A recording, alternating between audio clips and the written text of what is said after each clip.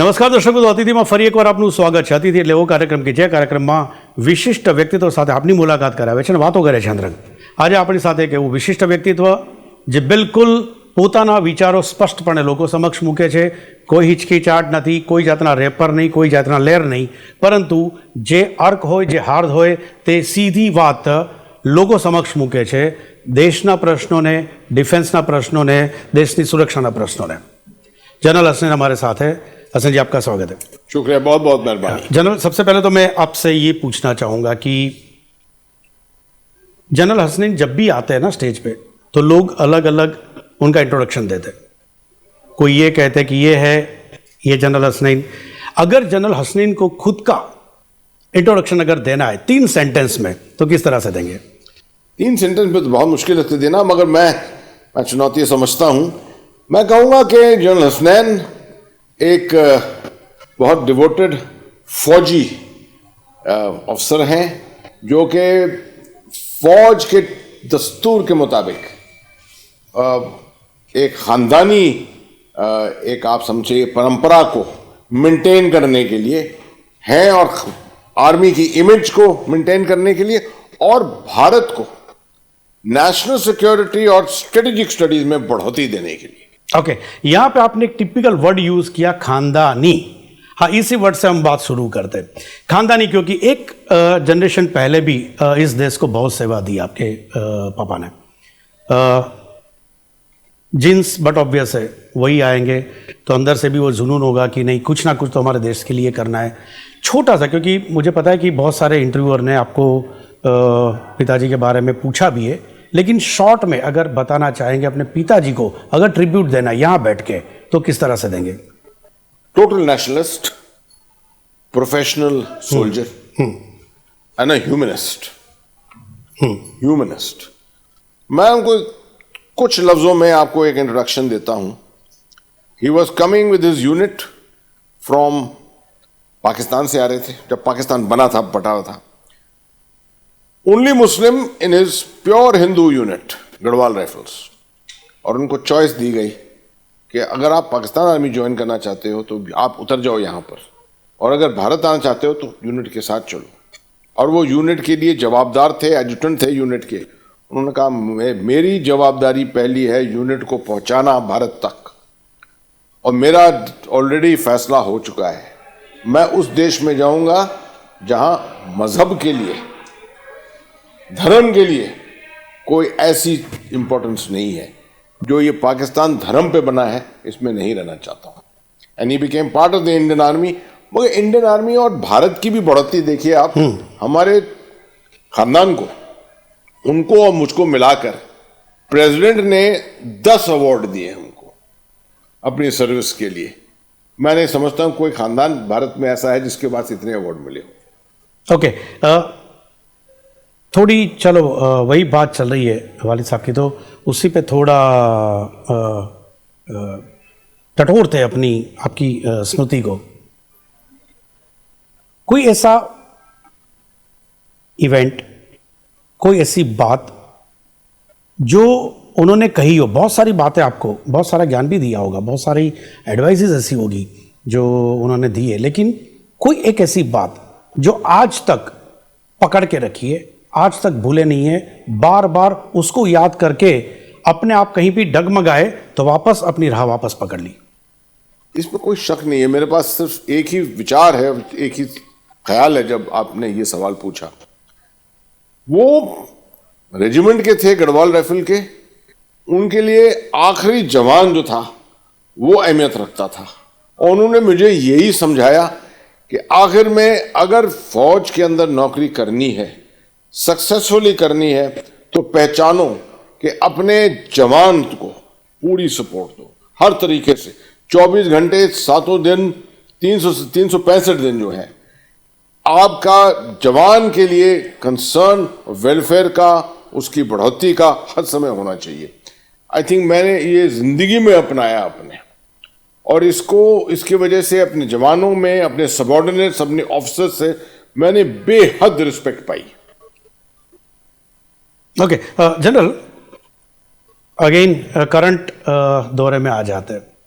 जिस तरह से हिंदुस्तान अभी ग्राउंड अप कर रहा है, हर एक क्षेत्र आप पकड़ ले, कोई भी एरिया पकड़ ले, डिफेंस की बात करें, क्योंकि ये ऐसा सब्जेक्ट है, पिछले करीबन 5-7 साल से ये थोड़ा डिस्कशन में आया है, लेकिन बहुत साल ऐसे गए जब डिफेंस की बात इतनी नहीं करते थे, आर्म फोर्स की बात नहीं करते, जवान की बात नहीं करते थे, बिहाइंड द सीन क्या उनकी डिमांड है, क्या क्या लेकिंग है, ये नहीं हो रहा था। लेकिन मेरे हिसाब से आज जिस तरह से सिनारियो चला है पिछले 7-8 साल से, लोग डिस्कस करते, लोगों को बहुत सारी पता भी है। लेकिन आप वहीं पे 2 जनरेशन से जब इसी फील्ड में है, क्या बताएंगे आज के हमारी जो स्ट्रेंथ, हिंदुस्तान की स्ट्रेंथ और पिछले जो स्ट्रेंथ थी वो?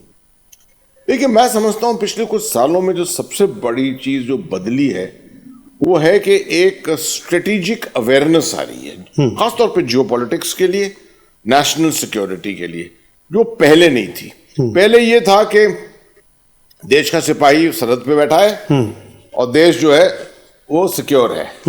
आज जो है किसी और पहलू से देखा जा रहा है इसको, कि देखिए उस फौज के पास, उस सिपाही के पास इक्विपमेंट है अपना, आधुनिक इक्विपमेंट है कि नहीं, काबिलियत है कि नहीं, अगर उसके ऊपर कोई हमला करेगा चीन या पाकिस्तान एक्सेट्रा, तो क्या हमारी सरकार ने उसको काफी सब कुछ दिया हुआ है?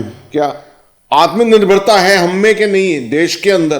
अगर हमको लंबी लड़ाई लड़नी पड़ी तो क्या दुनिया हमारे ऊपर प्रेशर डालकर और हमसे हमारी जमीनी छीन लेगी? ये सब चीजें अब महसूस हो रही हैं। अब आप देखिए धीरे धीरे इंस्टीट्यूशन बन रहे हैं भारत में, हर यूनिवर्सिटी के अंदर डिफेंस स्टडीज की बात आ रही है। स्टार्टअप्स जो हैं कितने बहुत से अब टेक्नोलॉजी को, डिफेंस टेक्नोलॉजी को ले रहे हैं। और मैं समझता हूं मिलिट्री इंडस्ट्रियल कॉम्प्लेक्स जो होता है, पूरा अमेरिका जो है वो मिलिट्री इंडस्ट्रियल कॉम्प्लेक्स पर ही बना, यूरोप के अंदर भी मिलिट्री इंडस्ट्रियल कॉम्प्लेक्स की वजह से बना। मैं समझता हूं वो जो आत्मनिर्भरता इससे आती है वो भारत में भी अब आ रही है, और उसकी वजह से हमारी इकोनॉमी में भी बढ़ोतरी हो रही है, अवेयरनेस में बढ़ोतरी हो रही है, और सबसे बड़ी इंपॉर्टेंट चीज है कि आत्मविश्वास में बढ़ा। आत्मविश्वास और आत्मनिर्भरता, आत्मनिर्भरता हमारी इक्विपमेंट्स में रहेगी, आत्मविश्वास जो इंडिविजुअल रहेगी हमारे जवानों में। ये आत्मविश्वास की बात करूं, जिस तरह से इंसिडेंट हुए जो भी हमारे पड़ोसी मुल्क के साथ, तो उसकी वजह से शायद ये जो मेरे हिसाब से 67 वो टाइम 72 वो जो था वो वापस एक नया कुछ दिख रहा है आपको, एक फायर जवान के अंदर, कॉन्फिडेंस लेवल में? देखिए, ये ऑटोमेटिकली होता है जबकि एक सोसाइटी उभरती है। मैं समझता हूं उस वक्त सोसाइटी बड़ी लेड बैक सोसाइटी थी और डिपेंडेंट थी जवान के ऊपर। जवान जो है सरहद पे बैठा है, बॉर्डर पे बैठा है, काम कर रहा है। कुछ हम बैक स्टेप पर भी गए काफी दफे, 62 में, 65 में भी कुछ हद तक, मैं 71 में अच्छी जीत पाई। उसके बाद से प्रॉब्लम ही काफी आए, 86, 87, 88 में श्रीलंका में हुआ, सियाचिन का हुआ, और 99 में कारगिल का हुआ। तो इस सब का जो हमें तजुर्बा मिला है, इसको मेल जोड़कर अब मैं समझ रहा हूं कि एक नई स्ट्रेटेजिक पॉलिसी जो है वो उभर रही है और नए तरीके बन रहे हैं। इसके ऊपर काफी जोर दिया जा रहा है, और खास तौर पे इक्विपमेंट के ऊपर, आत्मनिर्भरता के ऊपर, क्योंकि इससे क्या देखा जाता है कि अगर आपको $150 बिलियन, $200 बिलियन का सामान चाहिए, तो आप वो फायदा किसी और देश को क्यों दो? आप अपने देश में क्यों नहीं मैन्युफैक्चर करो? आत्मनिर्भरता इसी से आई है कि वो $150 बिलियन जो है, $200 बिलियन जो है, वो हमारे देश के अंदर ही आकर उसी के पैदावार से आगे बढ़कर उसी से उभरे, तो हमारे लोगों को फायदा होगा, उतने नौकरियां और मिलेंगी, उतनी हमारी इकोनॉमी में कंट्रीब्यूशन होगा। तो ये ख्यालात जो है अब सब बदल गए हैं। ओके। यहाँ रोकूंगा, वक्त हुआ छोटे से ब्रेक का। दर्शक मित्रों, विराम बाद बीजा तबक्कानी वातो करीशू हसनजी સાથે।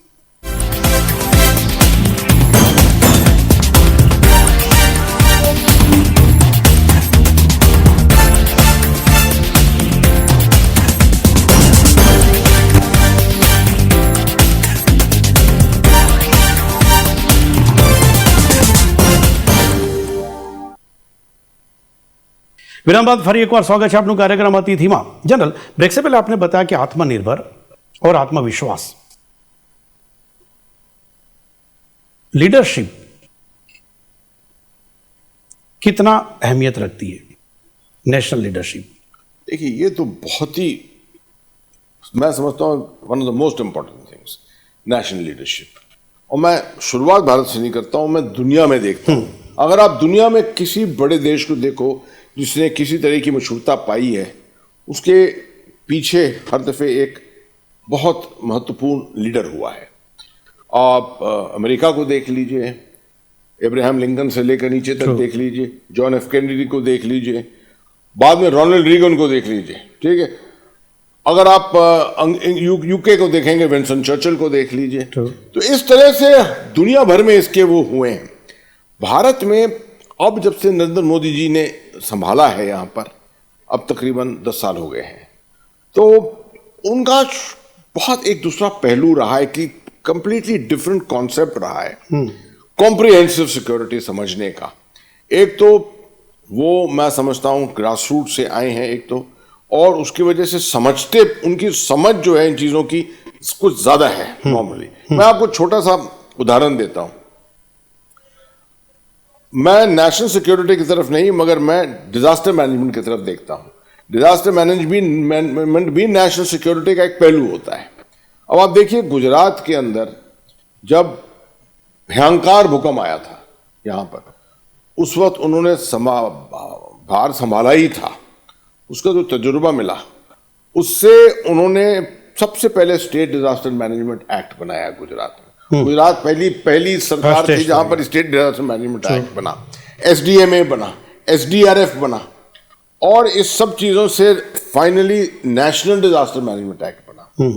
अब ये सब यहां पर भूल सकते थे हम, क्योंकि एक राज्य के अंदर हुआ था। वो गए जब सेंटर में, तो वहां पर उन्होंने एक और नई दिशा दी, आपदा प्रबंधन को, कंप्लीटली डिजास्टर मैनेजमेंट को एक नई दिशा दी। ये 1.5-2 साल के अंदर 10 पॉइंट का अभियान चलाया, 10 पॉइंट एजेंडा चलाया, which is the most comprehensive doctrine on disaster management दुनिया भर में। आज कहते हैं कि दुनिया के अंदर कोई अगर मंत्रा है इसका डिजास्टर मैनेजमेंट का, आपदा प्रबंधन का, तो वो ये 10 पॉइंट प्रोग्राम है, ठीक है। उन्होंने अभी हाल ही में G20 में 12 वर्किंग ग्रुप थे, जब तक इंडोनेशिया के पास रही। 13वां वर्किंग ग्रुप जो है उन्होंने बनाया डिजास्टर मैनेजमेंट का, डिजास्टर रिस्क रेजिलियंस का। सोच विचार था उनका, उनको मालूम था कि ये एक ऐसी उभरती फील्ड है, क्लाइमेट चेंज हो रहा है। अब आप देखिए, कल परसों वो दुबई में थे, पूरी समझ, और भारत को एक पेडेस्टल के ऊपर रखा था। वो तस्वीर भी उसमें है जहां पाकिस्तान के प्रधानमंत्री एक कोने में खड़े हैं और भारत के प्रधानमंत्री सामने, सबसे सामने खड़े हैं। यही आप फर्क देख लीजिए। लीडरशिप में जो होता है यही फर्क होता है कि he has given a status to India, जिसकी वजह से दुनिया एक किसी और नजर से भारत की तरफ देख रही है। मैं एक आखिरी उदाहरण इसका और दूंगा। अब आप मिडिल ईस्ट को देख लीजिए। मिडिल ईस्ट के साथ हमारे संबंध अच्छे रहे हैं, मगर मैं सबको उदाहरण देता हूं कि 2018 में देखिए तो 26 जनवरी को पहले आसियान के 10 लीडर आए थे भारत विजिट के लिए, चीफ गेस्ट बनकर रिपब्लिक डे के लिए। 5 फरवरी को इजराइल के प्राइम मिनिस्टर आए।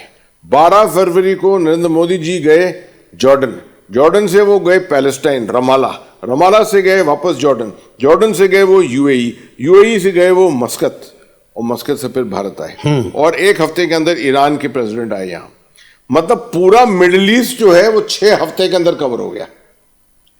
और उन्होंने अहमियत समझी कि हमें, देखिए, वी नीड एनर्जी सिक्योरिटी, हमें जॉब्स की जरूरत है, हमें हमारे 8-9 मिलियन लोग वहां पर काम करते हैं, 40 से 50 बिलियन डॉलर की रेमिटेंस आती है। जितनी अहमियत हमारी रिलेशनशिप मिडिल ईस्ट के साथ रखती है, वेस्ट एशिया के साथ रखती है, शायद और किसी रीजन के साथ नहीं रखती है। उसको बढ़ोतरी देने में पहचान दी और उसको फिर ऑन ग्राउंड दिखाया करके। So this is the thing, understand prioritisation. Middle east के बारे में जो उनकी स्ट्रेटेजी थी, इनकी ये अभी बात ही चली है तो वही बात कर रहा हूं कि चाइना पाकिस्तान नेक्सस है। मेरे हिसाब से वो भी समझने की कोशिश, क्योंकि वो भी ड्रैगन भी एक उस तरीके का ही हमारा दुश्मन है, जिनकी चाल कंटिन्यू हमें वॉच रखनी पड़ती है। कभी क्या पैंतरे बदलता है, कभी क्या कलर्स चेंज करता है। ये चाइना पाकिस्तान नेक्सस है। मेरे हिसाब से उसके लिए भी कुछ बार बार जो हम स्ट्रेटजी बदलते हैं, तो क्या हम उतने माहिर हो गए अभी? लगता है कि हमने वो कंट्रोल किया है समझने में, या तो उनके सामने डिफेंड करने के लिए? इसकी चर्चा तो, इसके ऊपर चर्चा तो हम लंबी कर सकते हैं, मगर छोटे लफ्जों में मैं बताता हूं आपको। मैं समझता हूं 2014 में जब प्रधानमंत्री आए, माननीय प्रधानमंत्री आए ऑफिस में, उन्होंने तकरीबन 1.5 साल की कोशिश की कि 1.5 साल तक कुछ नहीं उन्होंने पाकिस्तान के ऊपर किया। ज्यादा उन्होंने चाइना के साथ किया। चाइना के साथ उनके पुराने संबंध थे, बिजनेस संबंध थे, उन बिजनेस संबंध को बढ़ोतरी दी और ज्यादा। यहां पर जो पाकिस्तान के साथ था उन्होंने कुछ नहीं किया। उसके बाद बड़ी कोशिश, एकदम से अभियान हुआ।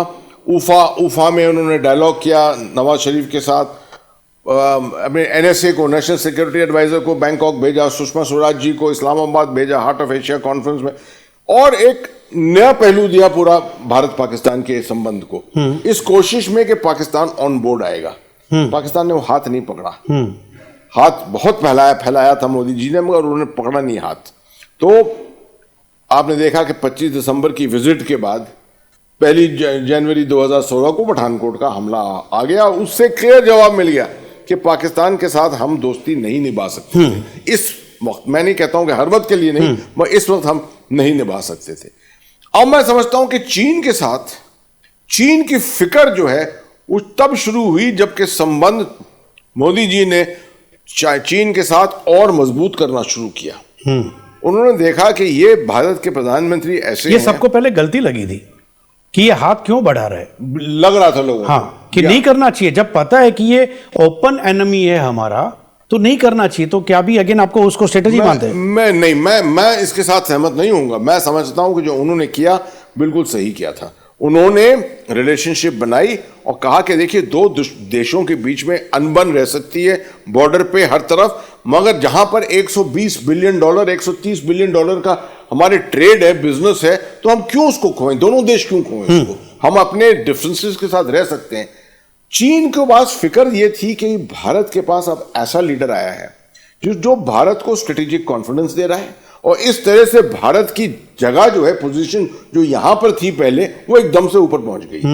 तो इसलिए भारत को धक्का देना, किसी तरह से धक्का देना, उसके मानसिक तौर पर उसकी कॉन्फिडेंस को, अपनी जो कॉन्फिडेंस बनी हुई थी उसके ऊपर चोट पहुंचाना निहायत जरूरी था। ये मैं हर दफे कहता हूं, जो अप्रैल मई 2020 में हुआ, जो गलवान में हुआ, लद्दाख में हुआ, उसका मकसद ही ये था कि किस तरीके से भारत को नीचे दिखाना, मगर उसमें जवाब हमने सही दिया और उसमें किसी तरह से भारत की चूक नहीं हुई। हमारी अपनी काबिलियत जो है कम नीचे नहीं हुई।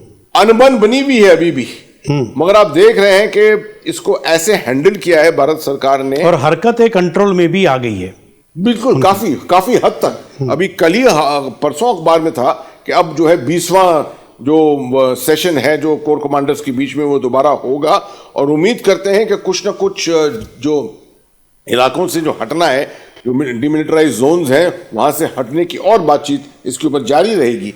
मैं समझता हूं कि चीन जैसे जैसे देख रहा है कि दुनिया की तवज्जो जो है वो यूक्रेन पर, इजराइल पे, ईरान, सऊदी अरेबिया के ऊपर, इस जगहों पे हो रही है, वो समझ रहा है कि धीरे धीरे कि यहां पर भारत के साथ ये अनबन बनाने से चीन को कोई फायदा नहीं मिलेगा, कोई फायदा नहीं मिलेगा। ये चीन की बात तो कर ली, लेकिन मेरे हिसाब से हिंदुस्तान के हर एक लोगों को अंदर से एक जुनून है, या तो अंदर से उनकी एक डिजायर है पीओके के बारे में। आपके थॉट्स पीओके के लिए कुछ अलग ही है। लोग चाहते हैं कि पीओके होना चाहिए, क्योंकि रोड पे भी बात कर रहे लोग, बस में बात कर रहे हैं, मेट्रो पे कर रहे हैं, और फिल्मों में सनी देओल भी बात कर रहा है। तो मैं बताता हूं, हाँ, मेरे विचार कुछ डिफरेंट है। मैं हर दफे कहता हूं कि हमने आर्टिकल 370 को बहुत देर में हटाया। इसको हमें 1972 में हटा देना चाहिए था।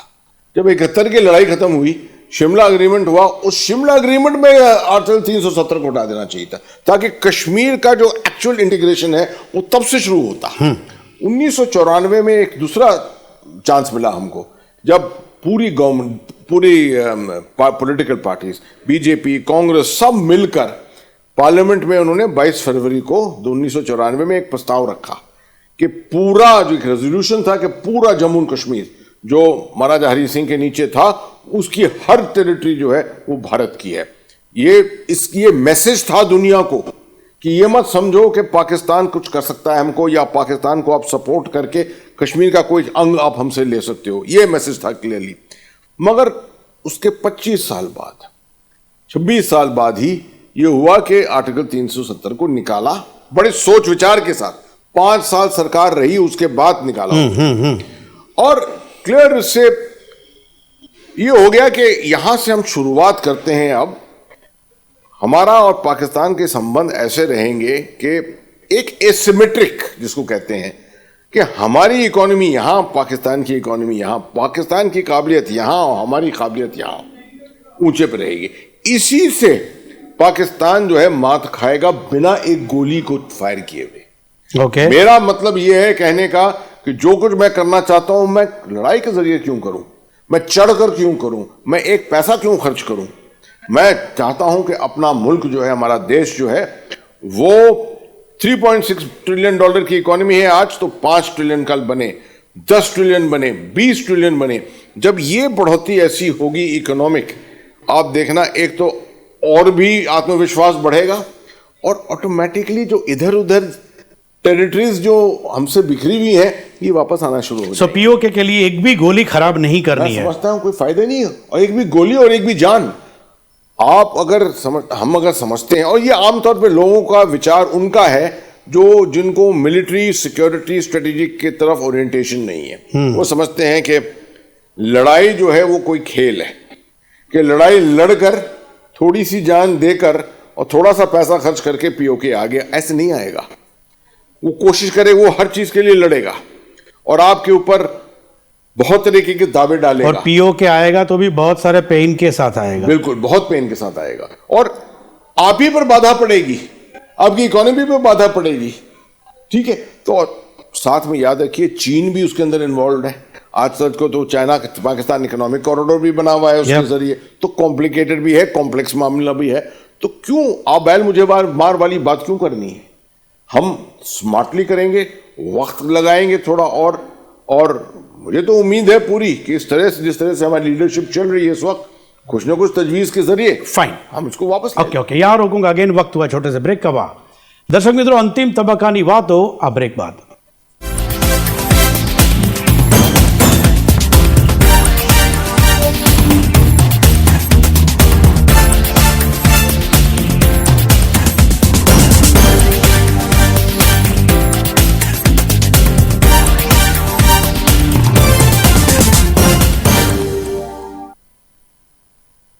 વિરામ બાદ ફરી એકવાર સ્વાગત છે આપનું કાર્યક્રમ અતિથિમાં અંતિમ તબક્કાની વાતો જનરલ હસનજી સાથે। હસનજી, देश में देश प्रेम की हवा पीरियोडिकल चलती है, और पीरियोडिकल हवा चलती है धर्म प्रेम की भी। अभी एक ऐसा दौर चल रहा है जहां देश प्रेम और धर्म प्रेम दोनों एक साथ पैरेलल एक अपनी ऊंचाई पे चल रहे हैं। किस तरह से देख रहे हैं? देखिए, ये समय समय की बात है, वक्त वक्त पे होता है। ये सिर्फ भारत में नहीं, पूरी दुनिया में ये दौर चल रहा है। अगर आप देखें तो, क्योंकि अनबन इन जगहों, काफी जगहों पर हुई है। या आप समझिए कि कोल्ड वॉर के बाद एक दुनिया बिखरी है काफी कुछ हद तक, और इसकी कुछ ट्रेंड्स ऐसी आई हैं। अब आप यूरोप को देख लीजिए, यूरोप के अंदर टेररिस्ट एक्टिविटीज ये सब नॉर्थ अफ्रीका से आई हैं, मिडिल ईस्ट से आई हैं। यहां अब आप देख लीजिए, कोल्ड वॉर की खात्मे के बाद अफगानिस्तान से कितने मर्सनरी हमारे यहाँ आए, पाकिस्तान ने कितनी कोशिशें की। ये सब अगर आप देखें ब्रॉडली तो मैं समझता हूं ये एक ट्रेंड है जो इनवेरेबली आता है, गलत फहमियों के साथ होता है। भारत एक बड़ा देश है, डाइवर्स हमारी सोसाइटी है, अलग अलग धर्म है हमारे पास। अब बेसिक मेरे ख्याल में हमारा सेक्युलर कैरेक्टर जो है और हमारा जो एक्सेप्टेंस एक दूसरे का है, इस पे चोट नहीं पहुंची है किसी तरीके से। उदाहरण आप देख लीजिए, अभी जो उत्तरकाशी में हुआ है, उसमें देखिए आप जो सुरंग में घुसने वाले लोग थे, वो भी किसी एक मजहब के लोग थे, जिन्होंने कितने अपना आत्मविश्वास के साथ उन्होंने काम किया और कहा हम भारत के। और यहाँ रोकूंगा, आगे ना कि नहीं कि मुझे ऐसा जवाब चाहिए, क्योंकि मुझे पता है कि आपको लोग जो भी खरा है वो कहने वाले किस तरह से पहचानते हैं आपको। एक्सट्रीमिस्ट जो मुस्लिम्स है, एक सिविलियन की तौर से मुझे जवाब चाहिए। ओके, अभी आप वो थोड़ा छोड़ दीजिए अपना। हाँ। या एक सिविलियन के तौर पे मुझे बताइए कि इंटेलेक्चुअल इंडियन की तरह मुझे बताइए कि जनरल आपको क्या लगता है कि ये एक्सट्रीमिस्ट जो मुस्लिम्स है उनको किस तरह से कंट्रोल, क्या स्ट्रेटेजी हो सकती है, किस तरह से उनको मेन फ्लो में हम ला सकते हैं? ये बड़ा सवाल है। नहीं, ये बहुत बड़ा सवाल है और ये कुछ नई चीज नहीं है। ये पिछले तकरीबन 30-40 साल से ज्यादा बढ़ा है। खासतौर पे जैसे मैंने कहा, कोल्ड वॉर खत्म होने के बाद इसका ट्रेंड शुरू हुआ, हालांकि ये बढ़ रहा था उस वक्त। ये 2 जगह पर ज्यादा था, वेस्ट एशिया में और साउथ एशिया में। साउथ एशिया में क्योंकि पाकिस्तान और भारत का इतना अनबन था यहाँ पर जियोपॉलिटिकली, और वहां क्योंकि इजराइल और पैलेस्टाइन का इतना अनबन था, तो 2 जगह पर क्या हुआ कि एक रिस्पॉन्स के तौर पे, एक रिएक्शन के तौर पे हुआ, जिसमें मुसलमान चाहते थे कि वो एकजुट हों, एक साथ होकर, और वो समझते थे कि मजहब से, धर्म से उनको ताकत आएगी। ये जो है बढ़ता गया और आज ऐसे स्थिति पर पहुंच गया है जहां पर काफी लोग कट्टरपंथी की तरफ जो है नजर करके देखते हैं। मैं समझता हूं इसका सॉल्यूशन क्या है। आप समझ सकते हैं कि कट्टरपंथी एक रेडिकलाइजेशन है, इसको आपको डी रेडिकलाइजेशन करना पड़ेगा, काउंटर रेडिकलाइजेशन का अभियान चलाना पड़ेगा। ये अभी तक भारत में पूरी तरह से चला नहीं है। एक तो हमें समझ होनी चाहिए, जब हम किसी को टारगेट कर रहे हैं किसी की सोच बदलने के लिए, तो सोच के बारे में पूरा, वो मेरे ख्याल में अभी तक भारत के अंदर नहीं मारा हुआ है। रिसर्च, इसके ऊपर रिसर्च ज्यादा नहीं हुई है। दूसरा, इसमें क्लर्जी का बहुत बड़ा रोल है। ओके, जिसमें मैं समझता हूं कि बहुत लर्नड हमारे पंडित हैं, बहुत लर्नड हमारे मौलवी हैं, जिनको बैठ कर जो नेशनलिस्ट, जिनके नेशनलिस्ट कंटेंट है, दिमाग बिल्कुल नेशनलिस्ट है, इनको बैठ कर खुद सोच विचार करना चाहिए। मैं गया जॉर्डन के किंग अब्दुल्ला, उन्होंने एक चीज रखी है, उसको कहते हैं अम्मान मैसेज। हर साल वो 200 अलग अलग किस्म के मुस्लिम क्लर्जी को बुलाते हैं, सूफी, शिया, सुन्नी, अलग अलग, और उनको एक कॉन्फ्रेंस कराते हैं और उसके बाद एक मैसेज भेजते हैं दुनिया को कि देखिए इस्लाम जो है उसको, उसके अंदर कट्टरपंथी जो है उसने जकड़ दिया है इस्लाम को। हमें निकालना है अपने आप को उस जिस जकड़ में हम फंसे हुए हैं कट्टरपंथी के, उससे निकलना है, उसके जरिए ढूंढने हैं, उसकी बातचीत करनी है। यही तरीका हो सकता है। ये भी मुस्लिम कंट्री कर रहा है, ये मुस्लिम कंट्री कर रहा है। और ऐसे और भी देश हैं, ऐसे और भी देश हैं। अगर आप गल्फ के रीजन को देख लीजिए तो बहुत सारी मूवमेंट शुरू हो गई। ज्यादातर गल्फ के रीजन जो है वो ट्रेड, कॉमर्स और पैसे के उसमें लगे हैं। ठीक है, ये कट्टरपंथी is only more for display. अगर कुछ जगहों पर है तो वहां ज्यादा डिस्प्ले है। भारत में ऐसा नहीं है। भारत में कुछ जगहें ऐसी हैं जहां कट्टरपंथी काफी हद तक है, जमी हुई है। इसको निकालना पड़ेगा। मैं समझता हूं कि एक बड़ा अच्छा मॉडल है जो कहते हैं सिंगापुर मॉडल। सिंगापुर ने देखा कि जब 9/11 हुआ था तो शायद अगला 9/11 कहीं सिंगापुर पे ना हो जाए। वहां पर भी 40,000 मलेशिया से मुसलमान अंदर आते हैं, जाते हैं रोज, और उनकी भी मुस्लिम पॉपुलेशन है। पोर्ट एक्टिविटी वहां पे मैक्सिमम होती है सिंगापुर में। तो उन्होंने एक अभियान चलाया टू आइडेंटिफाई कौन सी जगहें ऐसी हैं जहां कट्टरपंथी बन सकती है। उन्होंने समझा जेल के अंदर बहुत होता है, जहां पर लोगों को कुछ करने को नहीं है, बैठे हैं, फिसूल की बातें कर रहे हैं। इंटरेस्टिंग। लेबर कैंप्स, जहां शाम को कड़ी मेहनत करने के बाद लेबर वालों को कुछ करने को नहीं है, कोई भी पहुंच जाए वहां पर उनकी दिमाग में कोई भी जहर भर सकता है। यूनिवर्सिटीज, कॉलेजेस, इस तरह की चीजें। तो उन्होंने एक सिस्टम बनाया कि किसी भी मुसलमान को अगर कोई शक हो कि कुरान में क्या लिखा है, क्योंकि आज याद रखिएगा कुरान के अंदर बहुत सी इंटरप्रिटेशन है कि इधर भी जाएगा, उधर भी जा सकता है, उधर भी, हर किस्म की इंटरप्रिटेशन है। तो उन्होंने 75 ऐसे इमाम रखे हैं जो बिल्कुल मॉडरेट तरीके से इसको आइडेंटिफाई करते हैं, इंटरप्रेट करते हैं। और आप यंग लोग जो हैं, किसी को शक है तो वो एक्सेस करता है इंटरनेट के ऊपर और वो इमाम जो है उसको सही जवाब देता है। ओके, इससे क्या है कि इंटरनेट के जरिए मिसकंसेप्शन जो भी है पूरा या okay okay okay fine fine, this is a very good kind of method. Super super. Okay, अंतिम सवाल। ये शो जाना जाता है अनटोल्ड स्टोरी के लिए, और इस अनटोल्ड स्टोरी में 2-4 ऑप्शंस में मैं इस शो के गेस्ट को देता हूं।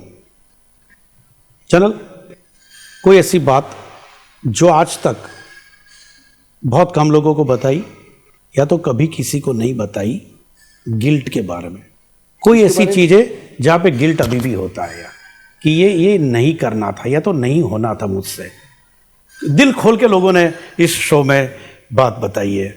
नहीं, ऐसी, मैं एक खुले दिल का आदमी हूं एक तो, और मैं समझता हूं मेरे देश ने, मुल्क ने बहुत ज्यादा दिया है, बहुत ज्यादा दिया है मुझको, और टाइम टाइम पर देता जा रहा है। यहां तक कि अगर हम मेरे नाम के सामने देखें तो 6 डेकोरेशन है, ठीक है। मेरे ख्याल में भारत में कोई ऐसा है ही नहीं, या शायद हो भी तो एक ही आदमी होगा जिसके हर नाम पर 6 डेकोरेशन होंगे इस तरह से। तो मुझे जिस प्लेटफॉर्म पर देश ने रखा है, मैं समझता हूं कि मुझे अभी तक अपॉर्चुनिटी नहीं मिली है वापस पे करने की देश को। मैं हर चीज करना चाहता हूं जिससे कि देश का लाभ हो किसी तरह से। इसीलिए मैंने अपनाया हुआ है ये तरीका कि पूरे देश में घूमता रहता हूं मैं, जब भी जहां भी वक्त मिलता है लोगों से बात करने का, मीडिया के साथ बात करने का, आप जैसे पढ़े लिखे लोगों के साथ बैठकर और गुफ्तगू करने के मैसेज पास करने का। तो मैं समझता हूं कि ये एक चीज होनी चाहिए सोसाइटी के अंदर कि डिविसिवनेस जो है, ये जो बंटवारा है सोसाइटी के अंदर, इसको खत्म करने का तरीका हमको ढूंढना चाहिए। इसी से पहले हमने इसकी बात की है। मैं समझता हूं मुझ में वो काबिलियत है, मुझे वो रिकग्निशन है, और दिल में विचार वो है कि देखिए धर्म जो है ना, इस पे बंटवारा नहीं हो सकता लोगों के बीच। देश जो है, हमारा देश जो है, ऐसा देश है जिसमें हमें इसकी बेहद स्कोप है बढ़ने की ऊपर। इस देश को हम कहां से कहां नहीं पहुंचा सकते हैं। सिर्फ ये चीज जो अनबन है मजहबों के बीच में, धर्मों के बीच में, ये एक टेम्पररी फेज है, इसको निकालना है, हमने काट के हटाना है। ये मेरे दिल की एक बात है जो मैं करना चाहता हूं बहुत ज्यादा। मैं देखना चाहता हूं कि कैसे करूं, और लोगों के साथ मिलूं, उनको साथ में जुटाऊं इस कार्य में, मगर बड़ा मुश्किल कार्य है ये। और मैं नहीं समझता हूं कि अभी उतनी जिंदगी रह गई है कि जिसके अंदर आदमी सक्सेसफुल नहीं पक्का होगा। अगर ठान लिया है तो ये बंदा कुछ भी कर सकता है। Thank you very much general Hasan ji, बहुत बहुत शुक्रिया हमसे जुड़ने के लिए। દર્શક મિત્રો, આથી ખાસ વાત જનરલ હસન સાથેની। એક એવું વ્યક્તિત્વ જે મેં પહેલા જ કીધું તે પ્રમાણે કે દરેક વિષયો પર પોતાના સ્પષ્ટ વિચાર મૂકનારી આ વ્યક્તિત્વ છે, અને જે એમને રંજ છે હજી પણ કે આ વસ્તુ થવી જોઈએ, અને એમણે પોતાની પહેલ પણ બતાવી છે કે મારી પાસે જેટલો પણ સમય છે આવનારા દિવસોમાં તે હું આના માટે, આ દેશ માટે, આ દેશની તરક્કી કરવા માટે હું સંપૂર્ણપણે મારો બધો સમય આપવા તૈયાર છું। ફરી મળીશું નેક્સ્ટ એપિસોડમાં એક નવા અતિથિ સાથે। ત્યાં સુધી રજા આપશો। નમસ્કાર। Thank you very much. Thanks again sir. Thank you once again.